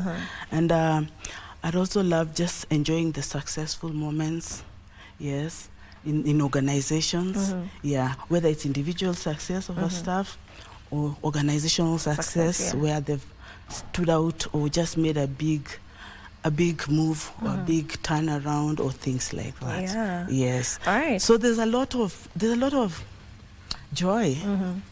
HR is interesting. Yeah. It's a mixed grill. There's a lot of joy, but there's also a lot of stress. But it depends on how you look at the stress. Yeah, you need to do a lot. You know, HR, you need to also have a lot of emotional intelligence when you're dealing with people, because you'll deal with all sorts of things. Yes. Sometimes you'll find yourself having to cancel people. Sometimes people are bereaved, and sometimes people are suffering from different challenges, alcoholism, drug abuse, and they're your staff. And you have to know how you can help them get out of that state the best way possible without finally exiting them. Yes. Yeah, and that's where that's where the human aspect comes in. Yeah. So you're but also like that a has to have counselor in limit. it. Yes. I think with HR you automatically become a counselor, sorry. So it's necessary even as a HR to do some counseling, and it's part of the training. Oh, okay. Yeah, it's part of the training program as a unit. Yeah. As a unit. But it would be good to just, they usually have at least annually, you'll see trainings being called upon for HR counseling, and you just go. Yes. Yeah, so that you understand better how to manipulate some of this, how to manage actually some of these situations, because they can be tricky. Yeah. Yes. All right. So Jacinta, what made you decide that, you know what, it's time for me to write a book about leadership? And before we even get to the leadership part, the book part, why decide to write about leadership and not HR? Okay. HR and leadership cannot be separated. Because what is leadership about? Leading people, isn't it? Yes. So the two are in tandem. And as a HR, you are a leader. Because people look so much upon you for everything. When everything goes wrong, HR is blamed. When everything goes right, HR is applauded. You see, so you are a leader. You're a serious leader, and it should never be undermined. Yes. Yeah. In many organizations, HR deals closely with all the leadership. Yes. Beginning from the CEO to the senior management team. No, beginning from the board to the CEO, the senior management team. You liaise with all of them, and then the rest of the staff, and you're dealing with them on a day-to-day basis. Yeah. So this book, in fact, is good for HR managers as well. Okay. Yes. In fact, for all leaders, but HR managers, it will help them also be able to identify those traits in some of the leaders that they work with, and see how they can help them improve in those traits. That's why I captured it all in leadership. And I'd say I've been in leadership position like for the last 23 years or so. Yeah, senior management. Yes. Okay. Yeah. And I have a passion for leadership. Oh, yes. All right. Yes. Okay. So what made you decide that you needed to write a book and tell the leaders, tell other HR managers that they need to read this book and you need to share the knowledge that you have? Okay. This is a book I've been wanting to write for a while. You know these things you keep procrastinating and procrastinating. How long have you wanted to write? Ah, boy. I'd say like for the last 10 years or so. Yeah, 10. I've always wanted to write, to be honest. Never just been sure what I wanted to write. Yes. But with time, at first I thought, oh, I want to write an autobiography. But with time, I started getting the need to write about this. Why? Because when you work, you see so many things, that are going wrong, and you have to keep guiding and correcting and what. And these things, which I'm talking about in this book, are not written in many, in many leadership books, and I am not in any way discrediting the other leadership books. They are wonderful because they give all the theories, the practicals, and what about how to lead. But in this book, I felt I need to talk about those things that I've experienced as a HR manager, dealing with different managers at different levels, dealing with even CEOs, even at board level, and you see some habits that actually don't augur well for the staff and for the organization. Yeah, and these are not, the things usually people are scared to talk about. Yeah, or even write about. Yes. But I feel like I had, I have a duty. Yes, I'd say this to is my pass that purpose, message. to pass that message, Yes. because you'll see the issues of incompetence. Yeah. So before we even get to Yes. the content in the book, I'm intrigued by the cover and the mask. What inspired the cover? This cover, what inspired this cover? This mask, this kind of picture is used to depict narcissist behavior. Yes. You know, they are all masked, yeah? Yes. And I'm asking HR leaders, because some, I'm not saying all, sometimes unknowingly or knowingly, they can depict those, not HR, I'm telling leaders in totality, to make sure that they can unmask, remove those masks and be authentic. Be authentic, be genuine, be true to the word, be full of integrity, be fair. And that way they will lead better. So that's the issue of this mask. Okay. We want authentic leaders. That is what I am saying. Remove the mask and you will be a better person. And a better leader. Yes. Okay, so let's get into the content of the book. And the book is about how not to lead. Yes. So we are not telling them how to lead, but we're just correcting them or showing them what not to do, right? Yes, what not to do. Okay, so let's go through the contents. Yes, just take us through very fast. Very fast, okay, this book is 176 pages. It's an easy read. I tried to make it as simple as possible. Reason being, I know people, Kenyan, we are not so used to reading too much nowadays. And when you see a fat book, I too, I get discouraged. Me too. When I see many pages, I'm gonna set aside that book and or just start leave and it. never finish. Yes, and with the concentration span that we have these days, it's very challenging to read the physical books. And with the technology that you can even just listen to books to an audio book. You don't need to. So this book tackles issues of incompetence, like when leadership fails to measure up. And this comes in cases where someone is promoted and they don't have the requisite skills, knowledge, experience to do their job. And the disaster that comes thereafter of the people under him. Yes, or her. Then insecurity, we have insecure leaders, and they project their insecurities to their staff and become very, what would I say, extremely authoritative. Yes, because that's how they can gain the authority, because they feel insecure. And as they do so, they affect staff morale. They kill innovation. They create even staff exits, you know. And staff don't give their best. Because sometimes they even put down, you know, you want to give your idea, but your supervisor is insecure and he thinks your ideas are better. Same case with incompetence than his, so he puts you down all the time. So what happens? That's a potential just being subdued in the office. You never get the best out of that person. Dishonesty, dishonesty is just a survival tactic, and sometimes it's used to just manipulate people so that you stay on the top. And why would you do that? Because you have some insecurities within you. Then there's, you know, as leaders, we're supposed to be role models. What you do, just like parents, your children watch. They watch more than what you say. They watch what you do more than what you say. That's true. Isn't it? So, if you are a good role model, your staff will pick the good habits. If you are a bad role model, and in that case we call it rogue modeling, I've called it rogue modeling, they will also pick that. It's funny. Isn't that why they say that a good leader, the difference between a leader and a boss is a leader also, they do what they're asking you to do. If I'm telling you to be on time, I'm gonna be the first person to be on time. Leading by example. That's an example. I can't be telling you be at work at 8 and I'm reaching there at 10 every day. Yes. You see? I need to role model. I can't tell you, deliver, bring us business, and I'm bringing nothing. You know, as a leader, you have to lead from the front. Yeah. I can't tell you, be courteous, and I'm being uncourteous.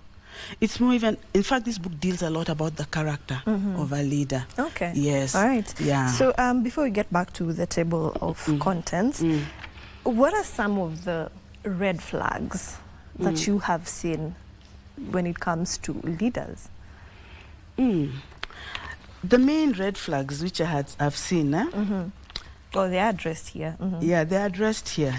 You see, fighting the competent, and that comes from incompetence. Yeah. So you crush what you can't control. Yes. When you see people know more than you, instead of trying to use them to your benefit, to not use them. Use is not the good word. Yeah.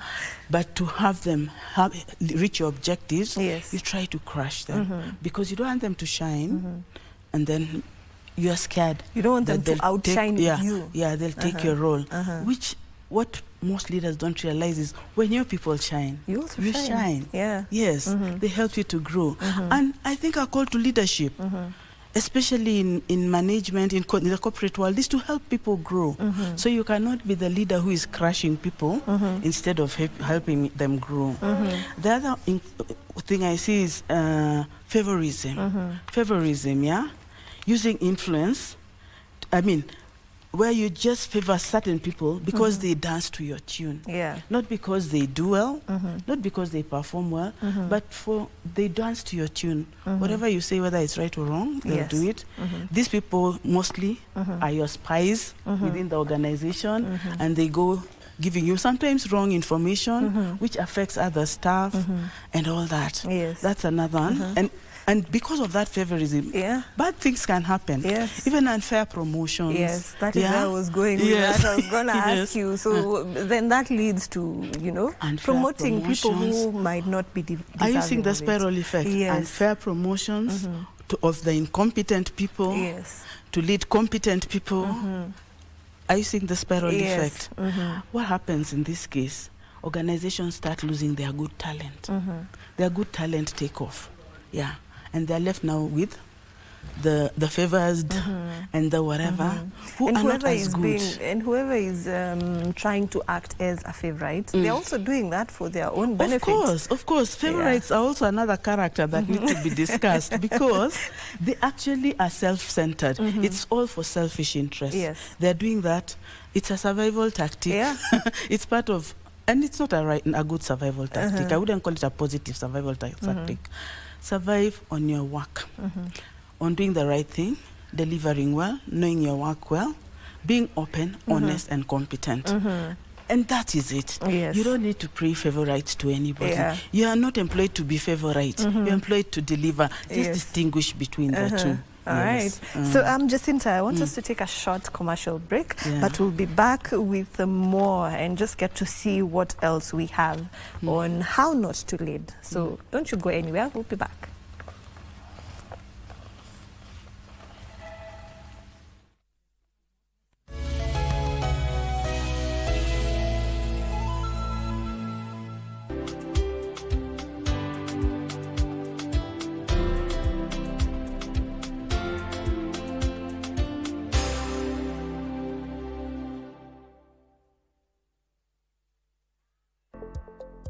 The 5th East Africa Broadcasters Convention will be held on the 26th to 28th of May 2026 at Emara Ole Sereni Hotel, Nairobi.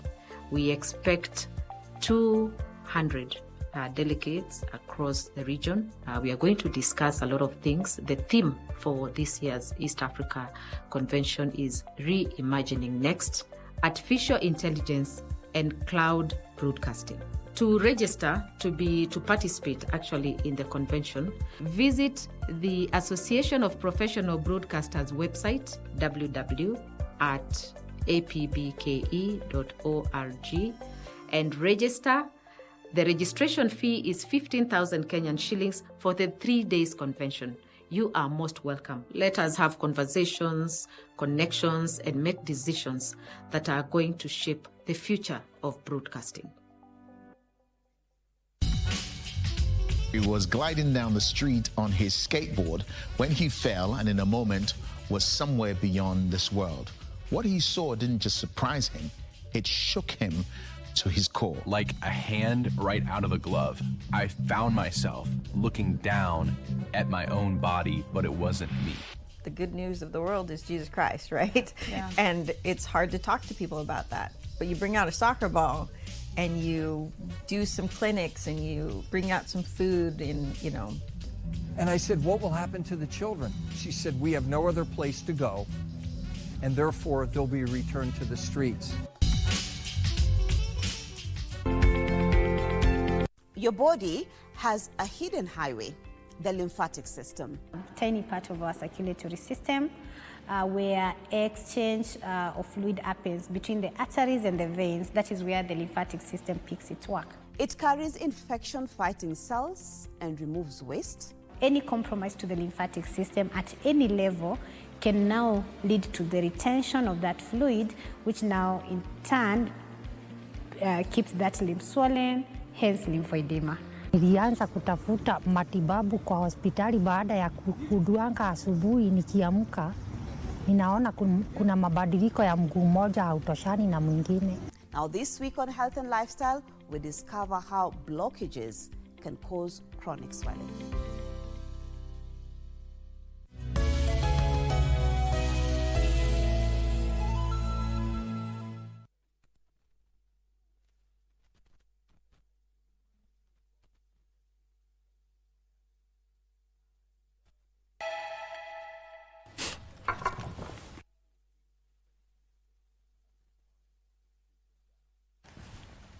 Welcome back. If you're just joining us, this is Entertainment Thursday, and with me I have HR manager Jacinta Werelwanga, who is the new author of How Not to Lead, and she's just telling us from her 23 years of experience what good leadership should look like and what bad leadership also looks like. So if you're just joining the conversation, let's pick it up. So, Jacinta, I am sure that you have sat across many managers and many leaders. Yes. And some of them might have not known that their leadership is not that good. Yes. How do you handle such a situation? Okay. In such a case, it's when you actually decide there are many things you can do. Okay, a few things. You can look at maybe this person has not been trained on some of these things. And training, leadership training is always a very good way to go. And you focus on the areas of weakness, like we have something called a training needs analysis as HR for each staff, and you focus on those needs. There are some which they may not learn in that skill, in that training, because some are just inherent in them. And that's when you can have personal conversations with them and let them know that, hey, the way you're handling these guys is not working, Why don't you try this different approach? Yes, those are the two ways. And you monitor and see, if there's any improvement. And that is what I was saying, it's part of growing leaders. Some leaders are not bad because they want to be bad.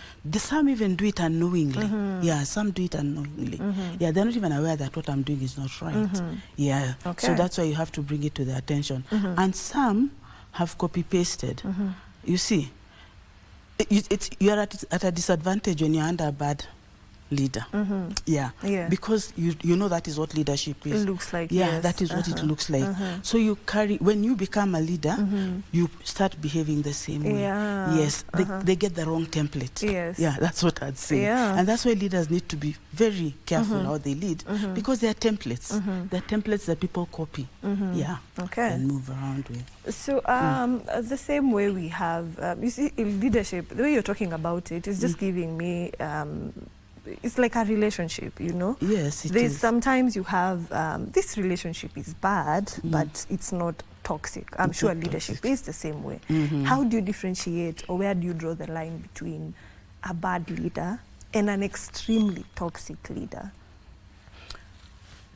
An extremely toxic, a bad leader is not continuously bad. You know, it's not continuously bad, and they may not possess all those 18 traits I've talked about.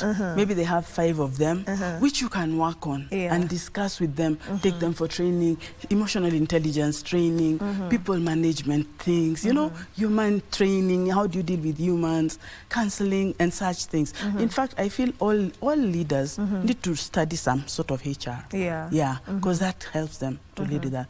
Then there's the toxic leader who I think is deliberate. Yeah, and they have all those, plus even maybe some more. Yeah, I think I'm just going to mention some of this. You know, they are jealous, you know, fighting the they are manipulative. You know, there are threats, severe gossips. Those are some of the chapters. Character assassination. Severe gossip. Yes, lack of compassion, favoritism, micromanagement, hypocrisy, resistant to change, pretense, poor communication. Yes, there are a lot. So you're saying a toxic leader might have all the characteristics, and they're doing them. And they're doing them with intention. They usually, it's not that they don't know. They know they're doing it. So as an employee, that's their way of thinking. They preserve their space or their authority. But again, all that draws from some of those things of incompetence, insecurity. So some things are even from childhood. You know, there are these things we carry from childhood. You can carry insecurity from childhood and you come and manifest it in your adult life. You can feel incompetent from childhood. Maybe in school or at home you are made to feel incompetent, and some people don't grow out of these things. They carry them and manifest them up to the office level. So sometimes you're seeing this person is in a high position, but the way they are behaving, you're like, what is wrong here? So I don't know whether to say that is also some it's character issues, some it's deliberate, because that's how they preserve themselves in their positions. Yeah, but a toxic leader usually doesn't even want to change. They don't want to change. They don't want to listen to others. They don't want to listen to advice. They don't want to do anything to try and correct their themselves.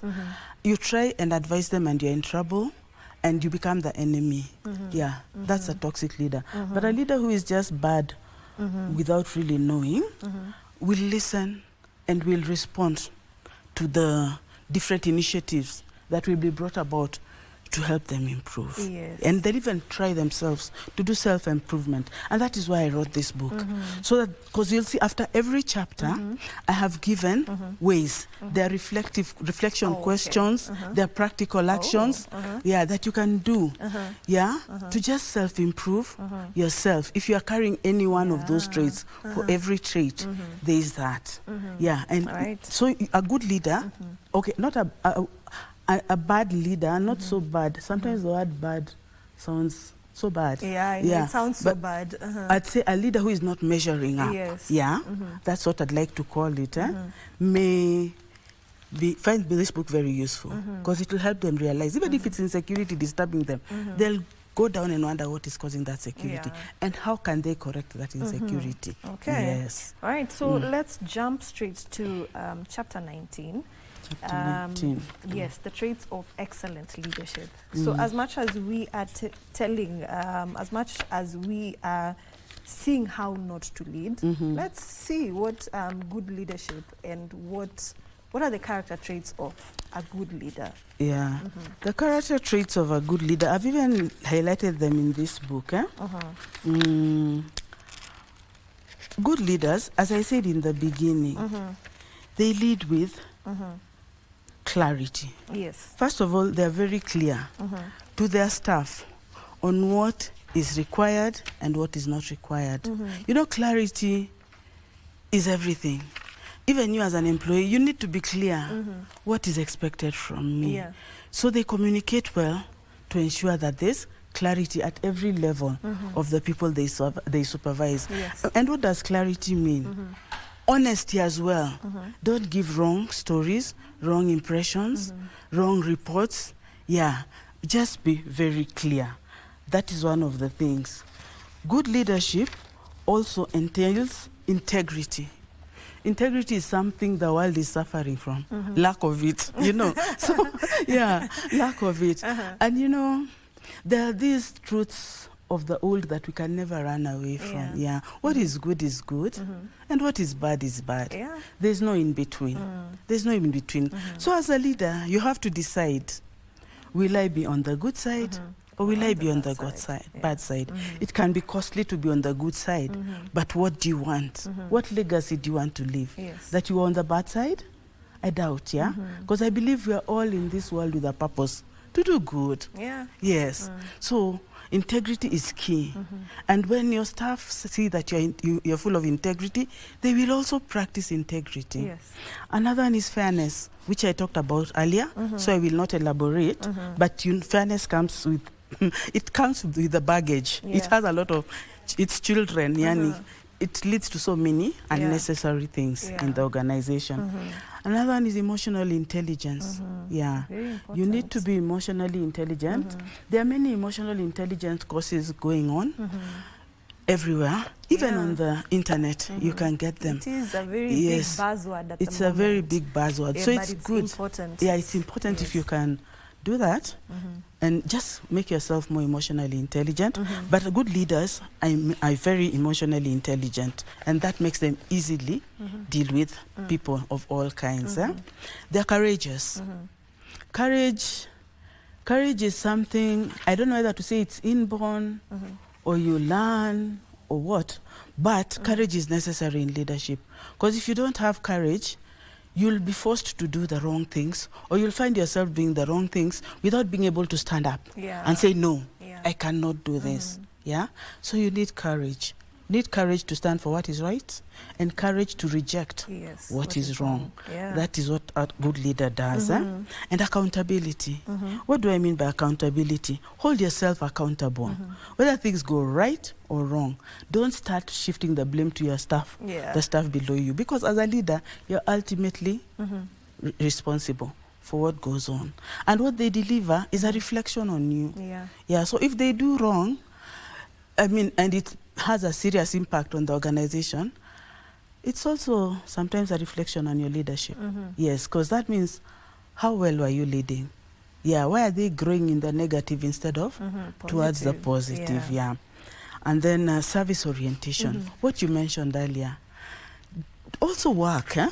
Yeah. You know, there are leaders who don't work. Yeah, they just want the people around them to do all the running around, all the heavy lifting, and then they take the glory. Yeah, they come up and take the glory. And that is very demoralizing. But when your staff see you as a leader, even that in your hands, working with them, and it is admirable. It is admirable, and that way you also teach them. You know, that's part of mentoring. Yeah, because when you work with them, you mentor them as they work. So be service-oriented, servant leadership. Yeah, don't let it not be just about yourself. A good leader is extremely unforgettable. Yeah, a good leader is unforgettable. By the way, they are never forgotten. They are never forgotten. They are never forgotten. You will always mention them. You know what, by the way, when I used to so-and-so was the leader here, things were easy. You know, they are unforgettable. Like, you'll hear stuff saying, hey, that boss was so good. Yes, and they'll say it until their grave. Yeah, so you better leave that legacy. You don't want people dying saying, hey, I had some horrible boss, you know? Yeah. And just for your accountability to God. Yes. All right. So, Jacinta, just a random question. Have you ever found yourself, or rather when you were writing this book, is there something that you found yourself doing that now, maybe in your years of working, that you found yourself telling people not to do? Yeah. That you used to do. Oh, that I used to do? Yes. Okay. Yeah, maybe in my beginning years, I would do some, micromanagement. You want to make sure everything goes right, so you are really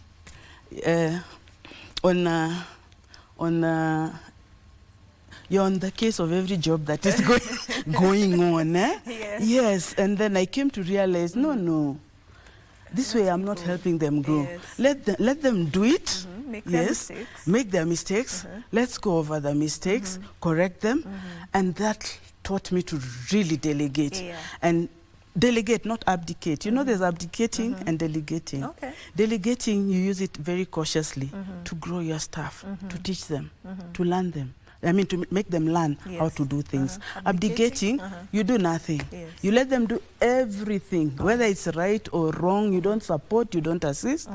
And when things go wrong, again, you're on their case. Yeah. Yet you did give them the necessary support. Okay. Yeah, so in my earlier years, I'm these people who like to make sure things go right. so I'd a bit, I think some of the people who would attest to it, maybe when I was my first managerial years, would say, oh God, I used to correct everything, change everything.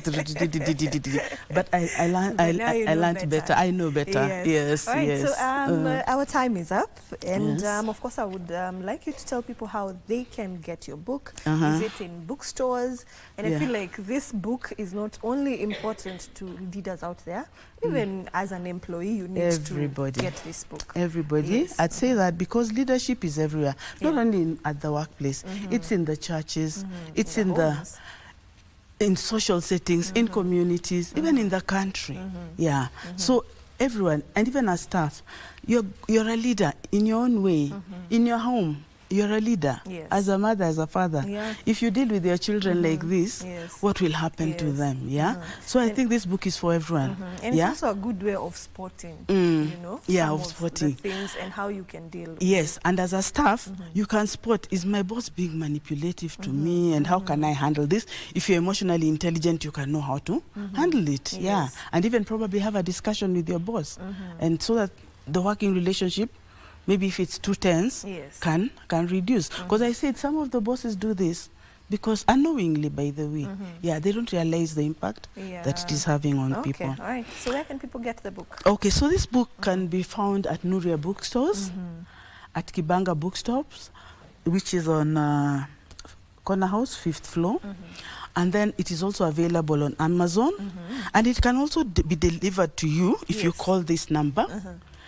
07 111 32978. Okay. Should I repeat that?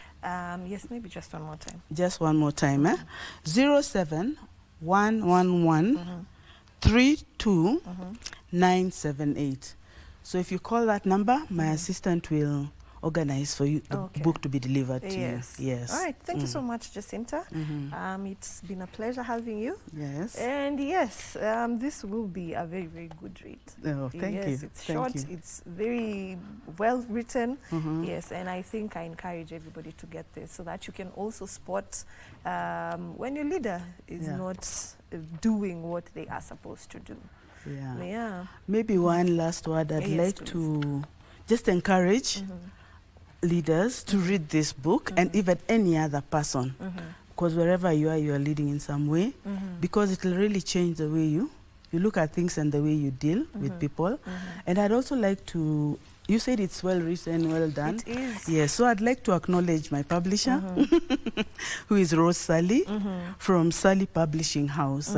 She was a great support in doing this book, ensuring its quality standards and all that, and in collaboration with UNISA Press. Yes. I'd like to appreciate that too. Yes. All right. Thank you so much once again, Jacinta. You're most welcome. Are you planning to write another book? Yeah. But I'll let you know. This one, it's in my head. You know, books start in the head before they get on paper. So it's still in my head. So I don't want to talk about it until I get it out. Or this time I want to focus a lot on HR. Oh, okay. On HR, on HR. Yes. This one I want to look at HR, HR in depth, because as HR people, we face so many things as well. Yeah. I can imagine. Yes. Oh, so I want to. I can imagine. That's a whole different It's a whole different conversation. Yes. Please come back once you write that book. I will. Whether it's in 1 year, 2 years, yes. come back and let us know about it. I surely will. Thank you so much. And we hope to see you again. Thank you. I hope you have learned a few things right here with Jacinta, and you can grab yourself a copy of How Not to Lead. I promise you, you will get some very, very important nuggets. So we still have more of Entertainment Thursday coming up. Don't you go anywhere.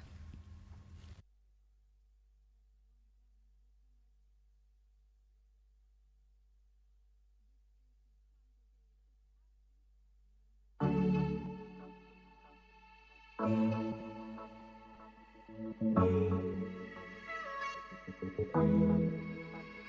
promised a lifetime. You promised to get away. You promised a dream.